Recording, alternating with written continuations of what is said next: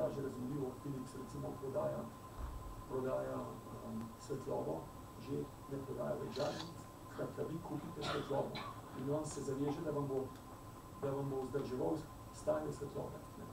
In vi imate več problema z žarnico, ali boste zamenjali, in kar morate sporočiti po mobilcu je, da je treba, da naj pride v najkrajšem času, ampak to itak morajo delati tako, da se vam nikoli zgodi, da ključ ugasne. Ali pa Michelin prodaja kilometre z rabe gum, oziroma kilometre rabe gum, ne pa več gume, kar je spet prehod v. In v obeh primerih imate vi kot potrošnik v celoti zagotovljeno svojo tisto, kar želite, medtem ko je pa pogled na rabo materiale pa povsem drugačen. Ker optimiziraš čisto drugo stvar, ne optimiziraš število gum, ki jih prodaš, ampak koliko dolg bo guma zdržala, a jo boš lahko obnovil in tako naprej. Filozofija je čisto druga. No, zdaj gremo pa na EU, krožno gospodarstvo, zakaj in kako. Vključiti, zdaj, ko smo pripravljali takrat predlog, vse koristno po ko smo pripravljali takrat predlog, je bilo vključiti za nas ključno vse deležnike, obvizije za učinkovito ravnanje z viri, Resource Efficiency Roundtable smo pripravili, potem program za spremembo, Resource Efficiency Roadmap, integracijo z drugimi politikami, skratka sveženj krožnega gospodarstva, Circular Economy Package in to vse skupaj smo poskušali integrirati v model ekonomskega upravljanja v semester. Pripravo prispevkov za trajnostne politike, reorganizacijo direktorata za okolje, da bi to postala redna točka dnevnega reda vsej sveta za okolje in poskušali smo tudi aktivno sodelovati pri globalnih prizadevanjih za trajnostne spremembe. To je bila v bistvu moja filozofija, takrat, ko smo pripravljali te stvari v okoljskem direktoratu. Takole je izgledal celoten paket, ta temno-moder pa ta rjav-del sta bila potem zamenjanja.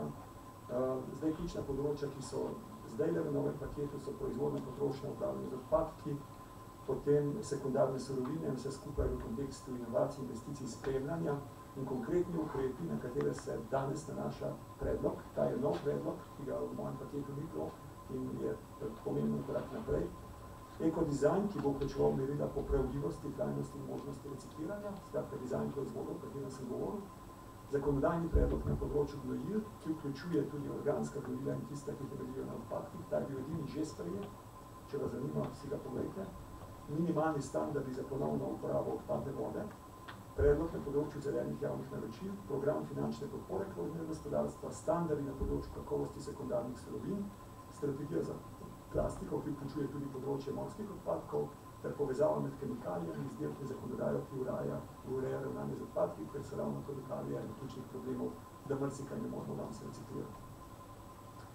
Ključni sektorji plastika, zavržena hrana, kritične surovine, gradbeništvo in nadgradnja, biomasa in bioproizvodi in tole je v bistvu celotna schema teh zakonodajnih zavez, ki so noter, koliko moramo doseči do leta 2040, v bistvu so cilji povsem enaki, kot so bili v mojem predlogu, edino za 5% točk so bližji, tega še povsem isto.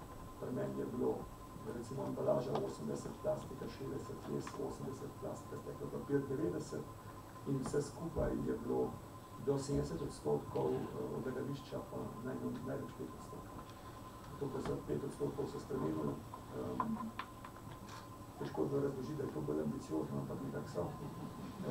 Ampak dobro, tu smo, jaz mislim, da je še zmeraj zelo v redu predlog in da je ključno to, da imamo ponovno na mizi in da gremo lahko naprej.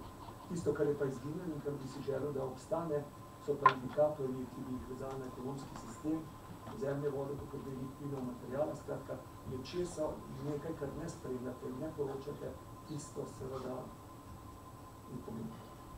In dokler tega ne bomo delali, bomo imeli resen problem.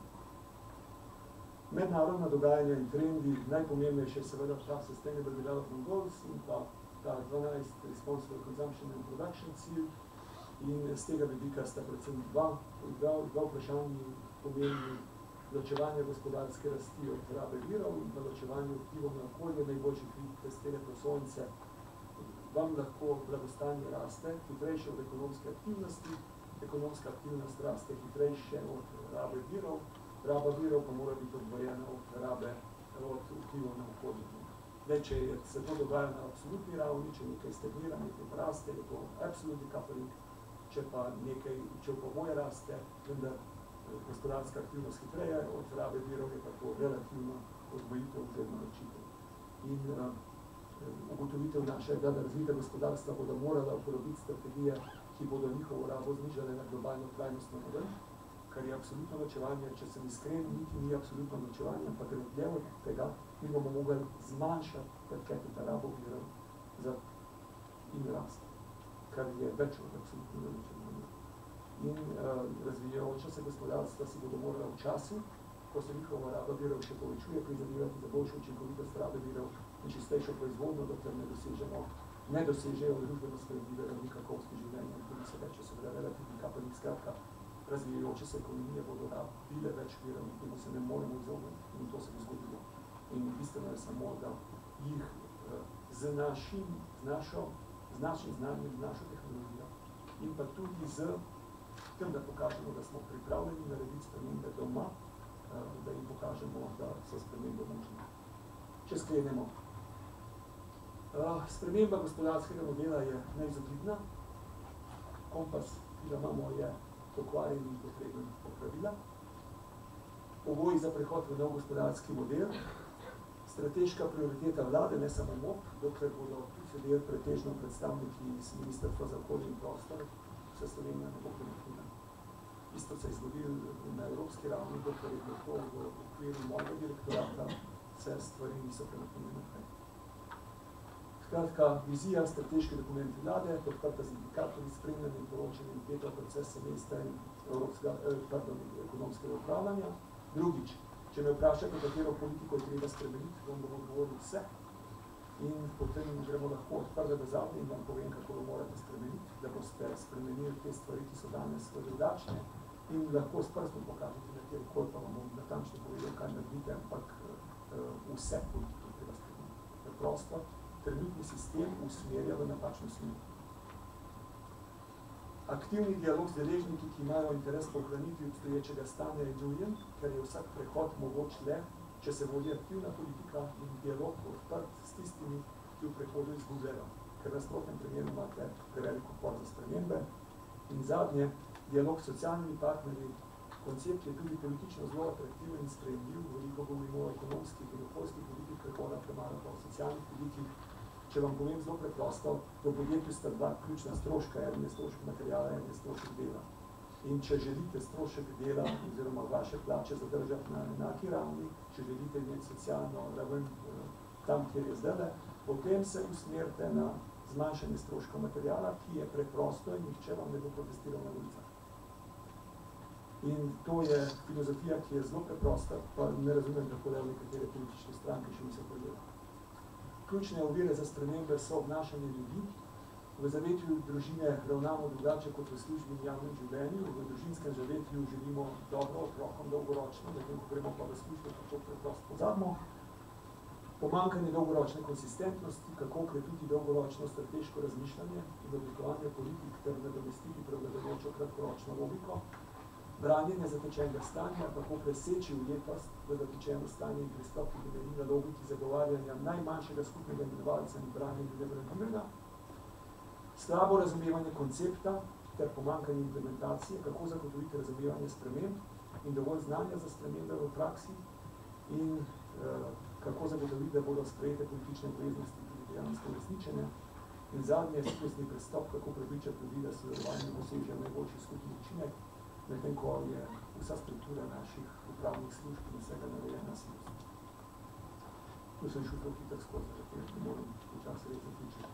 Skratka, 21. stoletje je stoletje ranljivosti in če je karkoli drugačno od prejšnjih, je, da smo živimo v stanju bistveno večje odgovornosti, kot so živeli generacije pred nami. Skratka, individualna in kolektivna odgovornost za skupno prihodnost je neverjetno večja.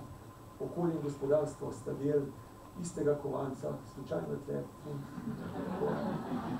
ima simbolično vrednost, torej nehajte ga metati v zrak, da bo padla cifra mož, ampak se zavedati, da gre za isti kovanec in v našem času sta dva najboljša citata, oziroma tri najboljši citati, ki ste jih izrekli Albert Einstein in Giuseppe Tomasi, di Lampedusa, sem jih včeraj po Slovenu, ko sem rabo kar nekaj časa. Problemov ne moremo rešiti z načinom razmišljanja, ki jih je določil. In norost je znova in znova ponavljati iste stvari in pričakovati različnih rezultatov. In Giuseppe Tomasi di Lampedusa je temu dodal, vse se mora spremeniti, če želimo, da bo vse ostalo enako. To so sustainable development goals. To je poenotenje ekonomske, socialne, okoljske politike in brez tega ne bo prihodnosti, ki si jo želimo. Hvala.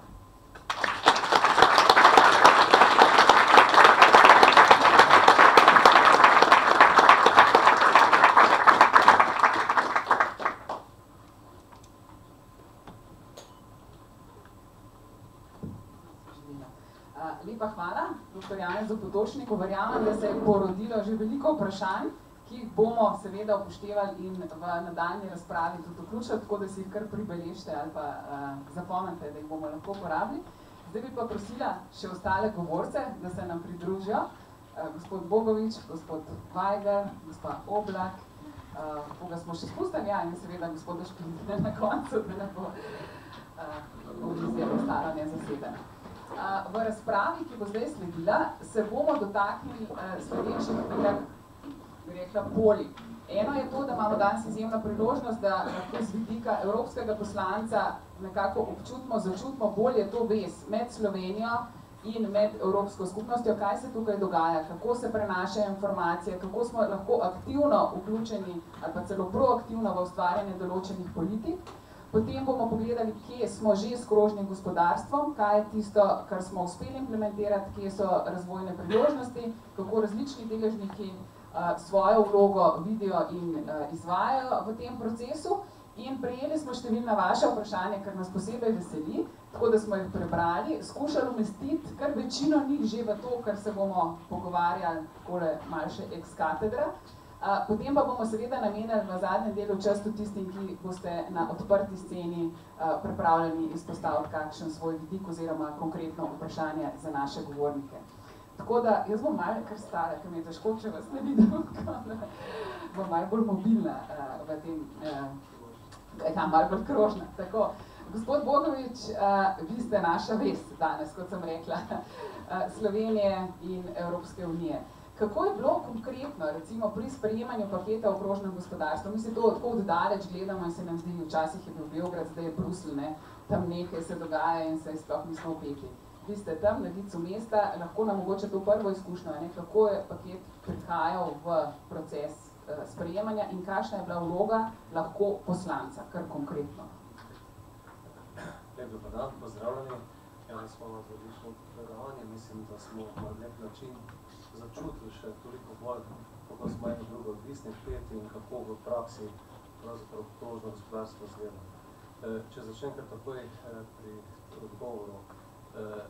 Ko spremljaš v Evropskem parlamentu različne politike na različnih področjih, gremo na 20 odborih, sam sem v odboru za kmetijstvo in regionalni razvoj, ter v odboru za regionalni razvoj, kmetijstvo in razvoj podeželja, ter v odboru za regionalni razvoj. Potem spremljam tudi nekatere stvari na področju energetike in prav gotovo tudi te okoljske teme. In praktično pri vseh politikah, okoli katerih se govori v Evropskem parlamentu, se čuti, ko govorimo o podnebni, energetski politiki, kmetijski politiki, politiki, regionalni politiki, ta duh čutiti. Na začetku je bilo nekaj nestrinjanja s tem, da je bil paket, ki ga je Janez pripravil, omaknjen, obljuba potem bolj ambiciozen, veliko je mnenje, da se da o tem diskutirati, da je pa ključno bilo na nek način, da je lansko leto ta paket prišel zopet v parlament in sedaj se ti različni dokumenti obravnavajo na odborih. Kar nekaj pripomb je že šlo, ki ciljajo nazaj k ciljem, ki je predlagal že takrat gospod Potočnik, tako da te končne verzije še nimamo pri teh ciljih, vendar pa zame je ključno to, kar je na nek način tudi največ ključna naloga vsega tega, o čemer govorimo, da spreminjamo zavest in da se usmerjamo v misli k temu. Kajti to, kar v Evropskem parlamentu sprejmemo, nič ne pomaga, če ljudje tega ne razumejo. In ko govorimo o krožnem gospodarstvu, pa ko bo zdaj tu izpostavljeno področje kmetijstva, ker moj spomin sega, tako da se že spomnim tudi, kaj se je zgodilo tam proti koncu 60-ih let, pa 70-ih leta. Pa reč, ker sem rastel na podeželju, na kmetiji, mi je recimo eno od prvih spominov to, kako je v takem času, kot je zdaj, mama na okno potočila solze, ko je bila toča zunaj in je rekla, zdaj smo ob kruh. In jaz mislim, da danes pri mnogih odločitvah, ki jih sprejemamo, bodi si v vsakdanjem življenju, ali v Evropskem parlamentu, ali pa kar doma v gospodinstvu, se enostavno tega ne zavedamo. Kaj izgubljamo in ta elementarni pristop in mislim, da neko blagostanje, neka komoditeta, s katero smo živeli zadnje desetletje, nas je samoumevna in da to samo po sebi pride. Pa še drugo, ne vem, spomeni se z otroštva tudi na koline, ne? In ko si se spomniš v spominu, ko smo imeli koline, vsak delček prašiča je bil vragen.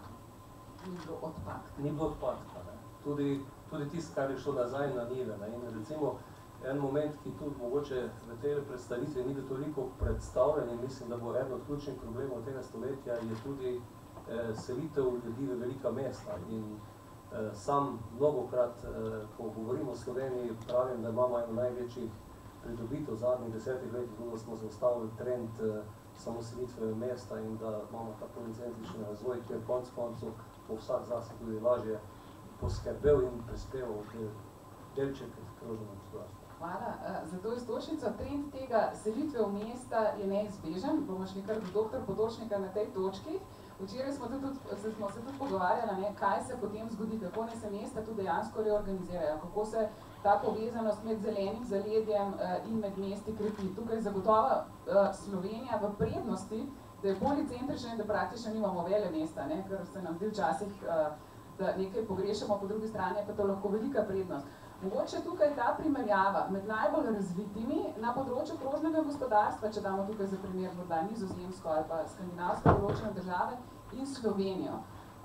Kje smo in katera je tista priložnost, ki bi jo lahko Slovenija zdaj v tem času izkoristila ali pa rečemo okrepila, ravno zato, ker smo tudi od gospoda Bogoviča slišali, ne, da ta potencial ali pa tisto, kar še nismo zapravili, zdaj oplemenitimo v primerjavi s tem, kar je recimo nek trend. Mislim, da je bilo težko odgovor na to. Jaz že včeraj sem v bistvu stvari, ti moraš razumeti, kaj se dogaja in razumeti, da si del tega dogajanja in da se ne loči doma. Zdaj, za vsakega so pa rešitve take, kot jih on najbolj pozna.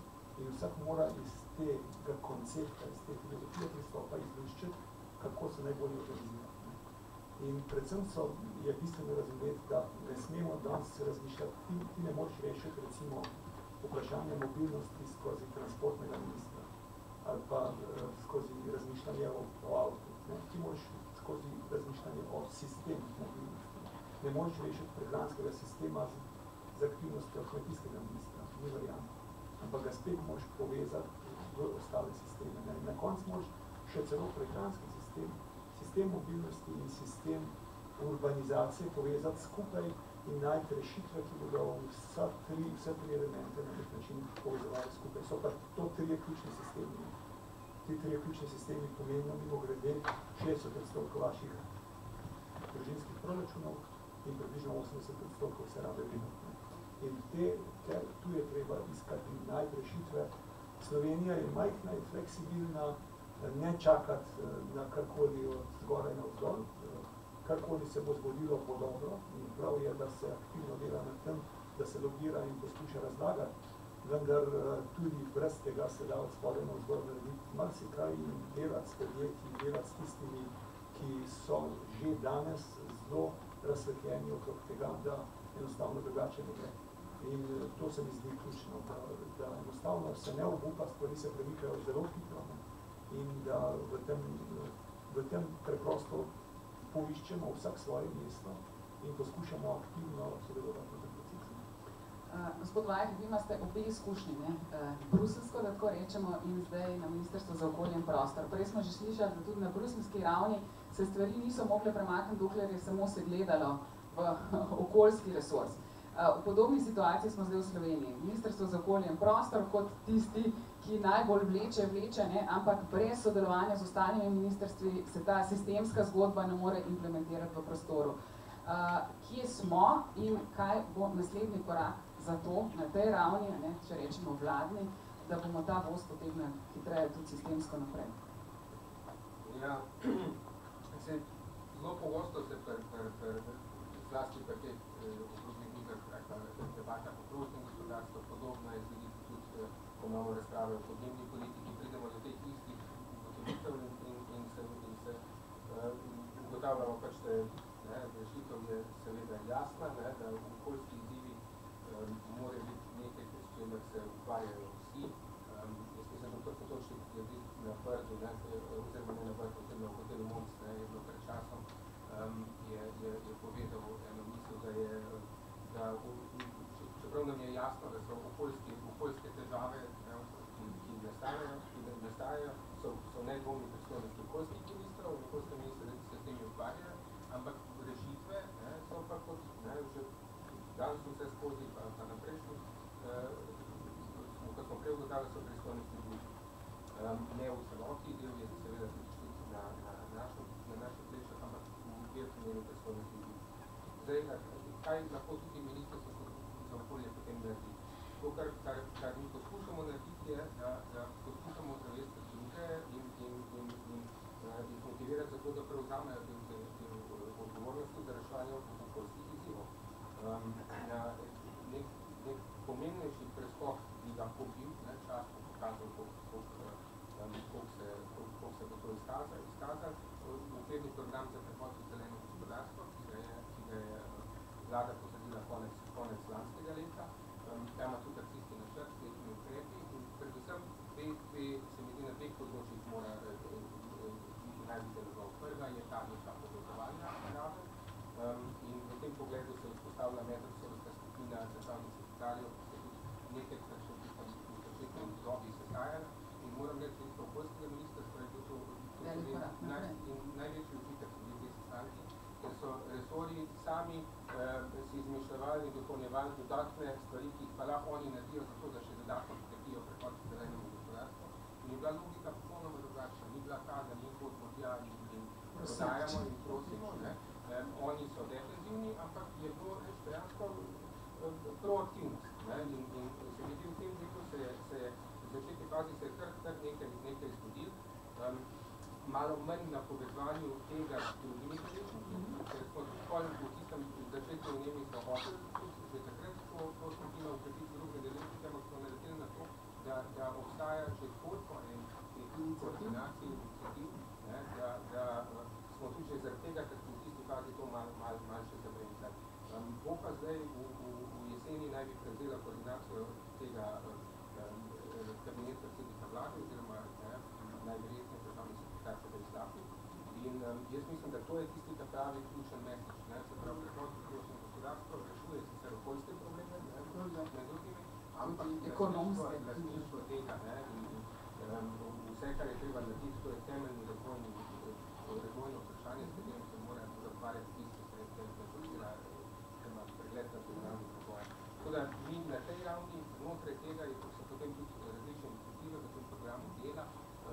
Jaz mislim, realizacija tega je na internetu dosegljiva, ker se hitrsiska zeleno. Ampak jaz bi rekel tako, dejavnosti sicer nekatere tečeno, in se mi zdi, ko generalno je to slika implementacije kar velika, ampak glavni test bo pa prišel pa zdaj, ko se pripravlja končno spet po dolgem cajtu nek dolgoročni strateški dokument te države, strategija razvoja Slovenije, in tam bo pomembno, kako bo umeščeno to, kar danes pogovarjamo, kako bo tam umeščen. Jaz mislim, v zadnjem času smo naredili nekaj korake, tudi točno gospodarstvo, recimo v pametni specializaciji je bolj izpostavljeno in temu bodo sledila oziroma sledijo sredstva, ampak jaz sem danes sredil za škost pogumil, mislim, po srču, po dokumentu, kokrat se pojavi beseda škost v pametni specializaciji in se pojavi 6-krat in vse v poglavju mreženje za krožno gospodarstvo. Ko je pa del trajnostna mobilnost, recimo, to je učinkovita raba energije, povečano več integracija itd. Ni Ni pa te mobilnosti z krožnega vidika in tudi poglavje, tudi sam poglavja imajo aspekt krožnosti. Zdaj moram reči, tukaj tudi naš, da bi gospodarstvo stvari poglavja, kar se da kot del trajnostne mobilnosti, ampak tudi nismo še čist padli na plodna tla. Tako da jaz mislim, skozi vse te razprave, skozi okvirni program za prehod v zeleno gospodarstvo, kot večjo ozaveščenje predvsem z vaše strani, to bo omogočeno, če bi res tole postala neka smer, generalna smer razvoja. To točno kažem. Samo eno stvar sem želel dodati, ker mimo gre Uroš in ministrstvo delajo super. Na kakšen način je v bistvu na evropski ravni ta stvar uspela. Ti ne moreš nikogar prepričati o pozitivnem argumentu. In moreš ga prepričati z njegovim jezikom in z njegovimi argumenti. In je zelo pomembno, da se razume, pravzaprav so vse vlade sredotvorili na vlastni delovnih mesta in kakšen način je to na podostanje in tako naprej, kratkoročno gledano. Ampak tudi ta argument se da dobiti. Tako da se mi zdi zelo pomembno. Jaz recimo ta paket krožnega gospodarstva, ki je bil takrat sprejet, če ga gledaš danes distance nazaj, je v bistvu pomenil kar dosti revolucionaren preskok za Evropsko komisijo. In je bil možen samo zato, ker smo v vseh teh impact assessmentih o vrednotenih učinkov, ki smo gledali, uspeli nedvomno dokazati, da ima to pozitivne ekonomske učinke in pozitivne učinke na zaposlenost. In če to uspeš dokazati, potem so argumenti, ki jih imaš na vizi, bistveno močnejši kot v nasprotnem primeru. In to v bistvu premakne stvari naprej in to omogoči na nek način posvojitev tudi strani ljudi, ki imajo v obdobju drugačne interese. Hvala za ta komentar. Mogoče bi šli, gospod Šprinzer.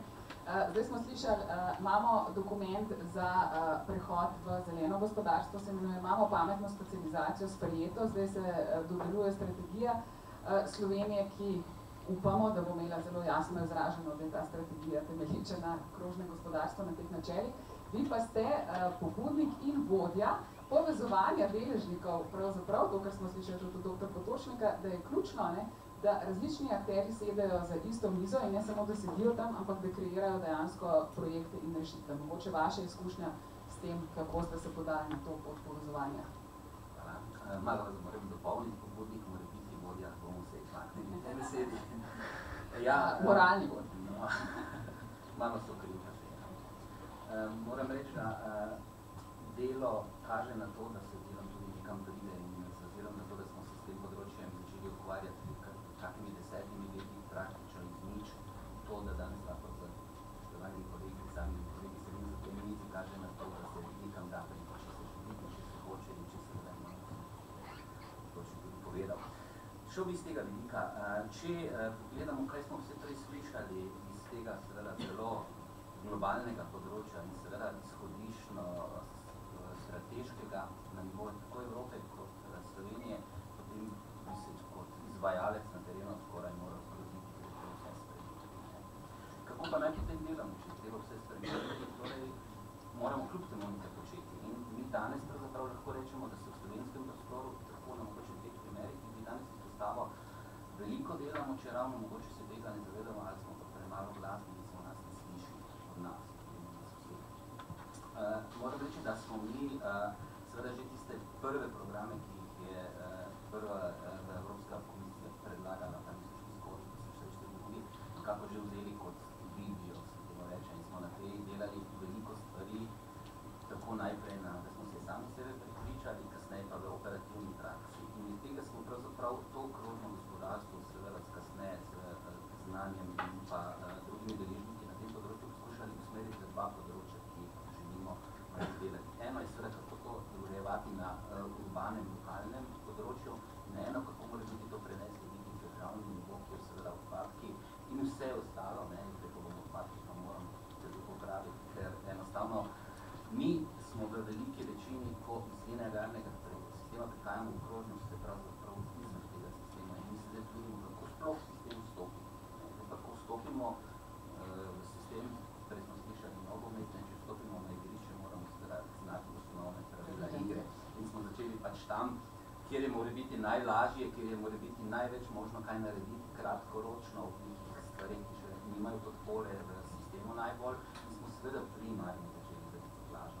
Kar pa ne pomeni, da ne razumemo, kaj krožno gospodarstvo je, da vemo, kje se je treba povezovati z ostalimi in da pravzaprav upamo, da bomo dobili čim več sogovorcev od seveda notranjega pa do zunanjega kroga zbiranja do vseh storitev, ki tečejo. Ampak fokusirali smo se na to, da Slovenija želi biti Slovenija brez odpadkov, da odpadkov ne želimo odlagati, da ne želimo sežigati, s tem smo se fokusirali kot štart. Iz tega vidika smo postavili sistem oziroma predlog sistema, ki ga operativno razvijamo na primeru Mestne občine Maribor, kako povezati javni sektor v krožno gospodarstvo in v javnih podjetij, ki so seveda predvsem usmerjeni v prebivalstvo, in na drugi strani kako deležnike na področju države, pomeni znanstvene, raziskovalne institucije, univerze in seveda operativne podjetja v praksi povezati v tem, da bodo nekaj storile na način, da bodo slišali, imeli nekaj koristi od tega. Če nimamo že vseh pravil igre, smo se morali po ekonomskem parametru ravnati. In če želimo seveda,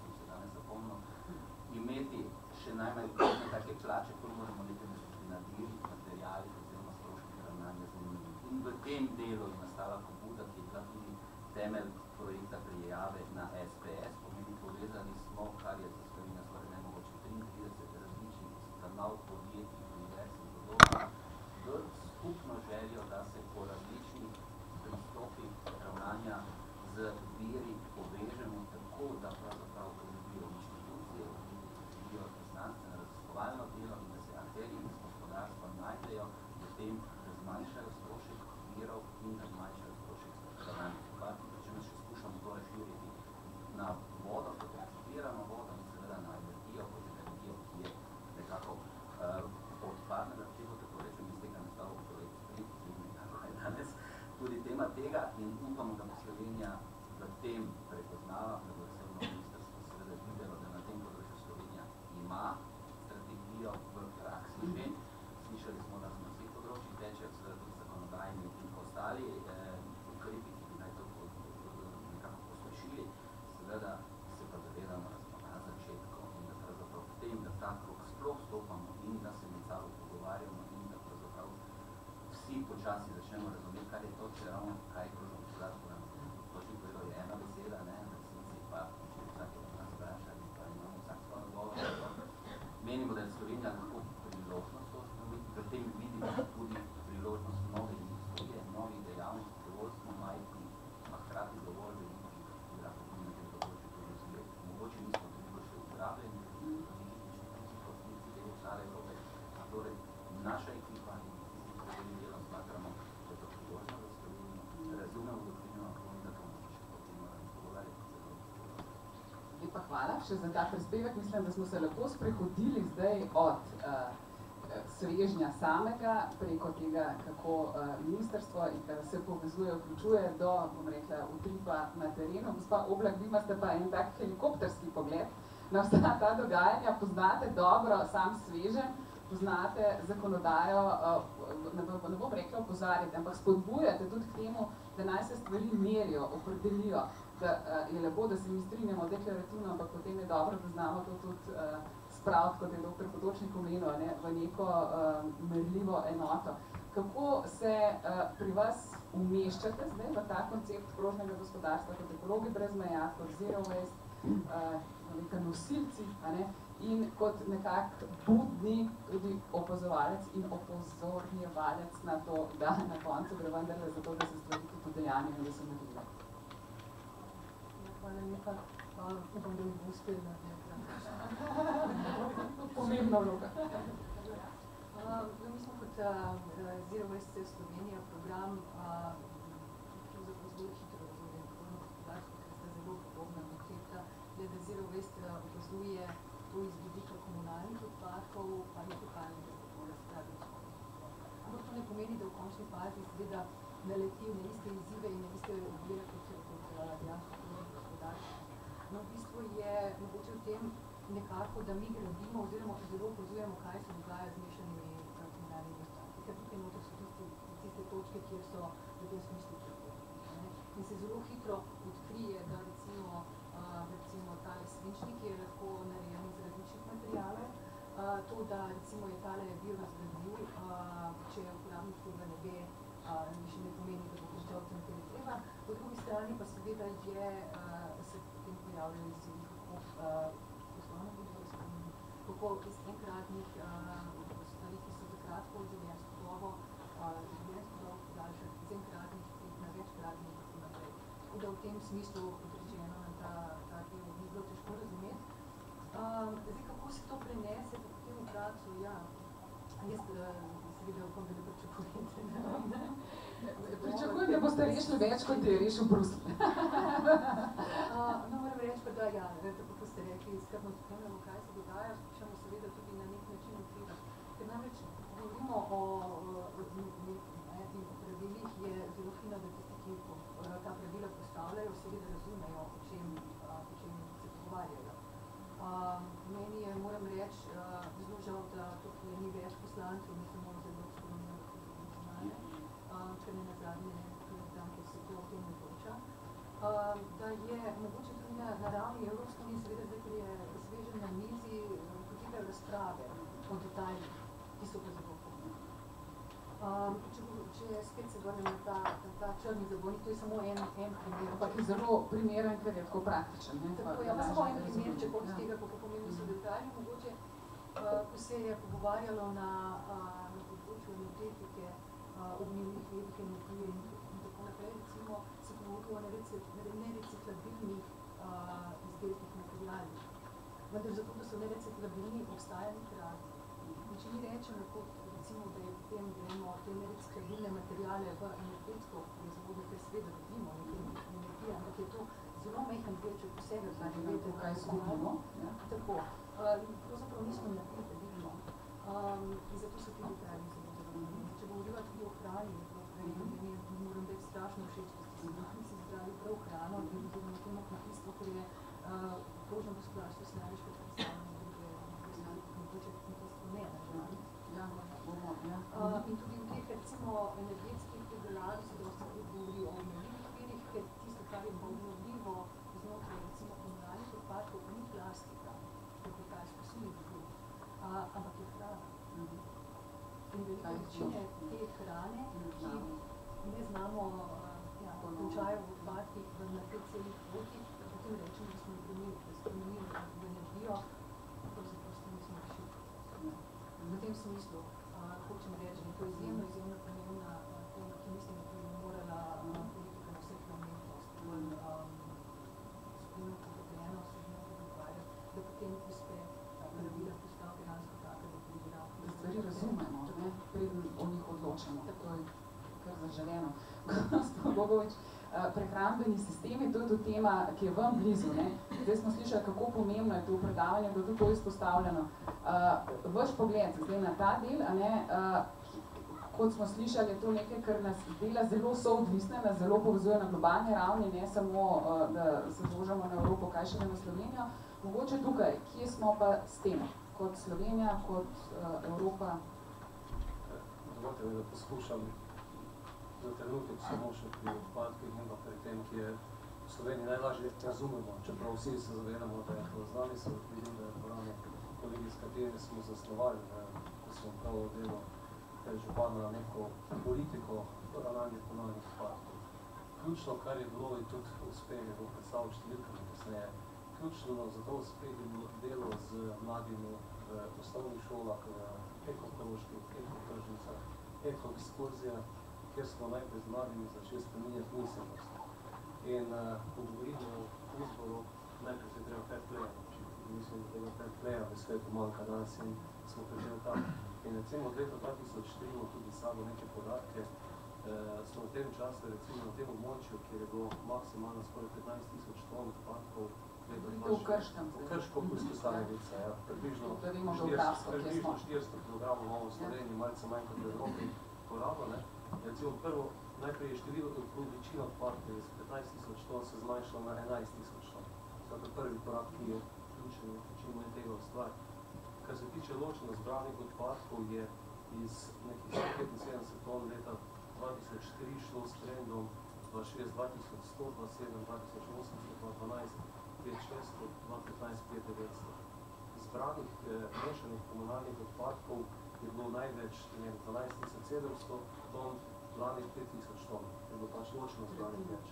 Potem odloženih odpadkov, kar je bilo najbolj zanimivo, na vrhuncu 12.600 ton, leto 2006, lansko leto potem je trend šel 10.500, 3.800, leto 2015 je še 1.100.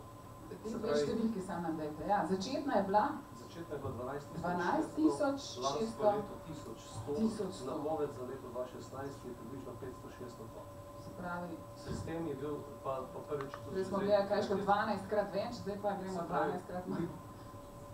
Na tem območju bomo 5% odloženost odpadkov posebej v naslednje letošnje leto in naslednje leto. Se pravi, no desetletje je dovolj za takšno zadevo. Moram pa reči, da ko sem bil tudi kasneje v funkciji ministra za kmetijstvo in okolje, mislim še vedno, da ni nič slabo že saniranje na enem mestu, ampak ta polemika gre drugič.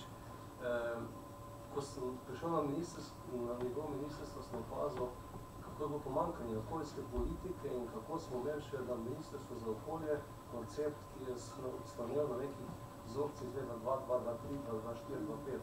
Tudi planirane investicije v skladne s tem, tako kot smo prej slišali za avtomobilsko industrijo. Celo vrsta svet, tudi marsikaj se na tem področju naredi. Kar se tiče kmetijstva, najprej od slovenov s katerimi področji se ukvarjam, je eno od teh stvari, s katero zelo intenzivno delam s kolegom magistrom iz Nizozemske, je področje bio-based industrije. Zopet se vrnemo v isti krog. In poskušam pri svojem delu, glede na to, da sem kar nekaj časa bil zelo realno v praksi in sem še vedno kmetrujem, tako da mi ni tuje delo, se ne da in mi nišče tega nikoli ne bo izbrisal. Poskušam zelo praktično tudi to delo videti in prevesti, kaj vidim ali v regulativi, ali v praksah, predvsem v praksah na zahodem, kaj bo koristilo za nas.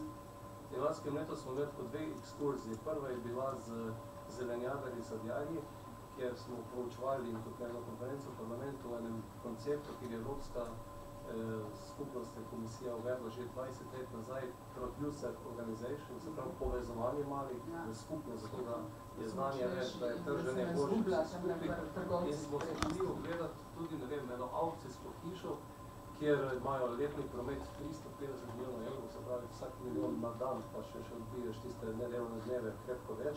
Ampak kaj je bilo zanimivo pri njih? 4% vsega, kaj je prišlo na tiste aukcije, se ne proda v tiste dnevo in kaj naredijo s tem materialom, dajo dobe banko ohrane.